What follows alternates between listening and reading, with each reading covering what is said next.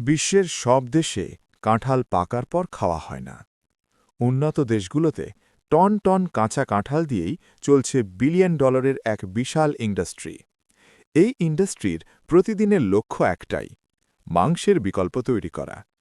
আর সেই কাজেই প্রতিদিন প্রক্রিয়াজাত করা হয় ৫০০-এরও বেশি কাঁঠাল। সবকিছু শুরু হয় গাছ থেকে। দক্ষিণ ও দক্ষিণ পূর্ব এশিয়ার উষ্ণ ও আর্দ্র আবহাওয়া কাঁঠাল চাষের জন্য আদর্শ। বাংলাদেশ, ইন্ডিয়া, থাইল্যান্ড, ভিয়েতনাম এবং শ্রীলঙ্কা শত শত বছর ধরে এখানে কাঁঠাল চাষ হয়ে আসছে। বিশেষ করে থাইল্যান্ডে রয়েছে বিশ্বের সবচেয়ে বড় কাঁঠাল ফার্মগুলো। একটি পূর্ণবয়স্ক কাঁঠাল গাছ বছরে ১০০-এরও বেশি ফল দিতে পারে।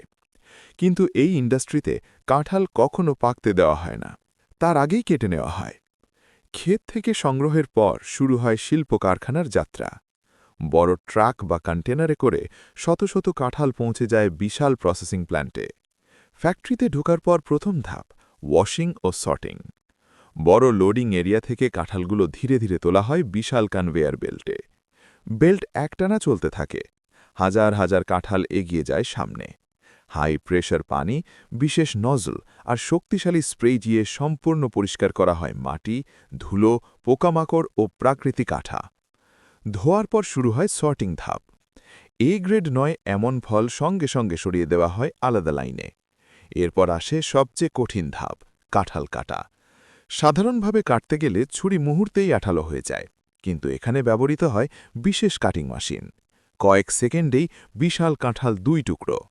ধীরে ধীরে আলাদা হতে থাকে প্রাকৃতিক ফাইবার। এরপর আসে রান্নার ধাপ। বিশাল স্টিম কুকারে নির্দিষ্ট সময় ধরে সেদ্ধ করা হয় কাঁঠাল। কাঁচা স্বাদ সম্পূর্ণ চলে যায়, ফাইবারগুলো হয়ে ওঠে নরম ও প্রস্তুত। সেদ্ধ করার পর কাঁঠালের নিজস্ব স্বাদ প্রায় থাকে না, যা পরের ধাপের জন্য একেবারে উপযুক্ত। ফ্লেভারিং ও সিজনিং। সয়া সস, বিভিন্ন ফ্লেভার, গার্লিক পাউডার, ভিনিগার, নিজস্ব গোপন রেসিপিতে তৈরি হয় পরিচিত মাংসের স্বাদ ও গন্ধ। ফ্লেভারিং শেষে ধীরে ধীরে ঠান্ডা করা হয় পুরো ব্যাচ। তারপর প্যাকেজিং লাইনে পাঠানো হয়। ভ্যাকুয়াম সিল করে প্যাকেট করা হয়, যাতে দীর্ঘদিন ভালো থাকে।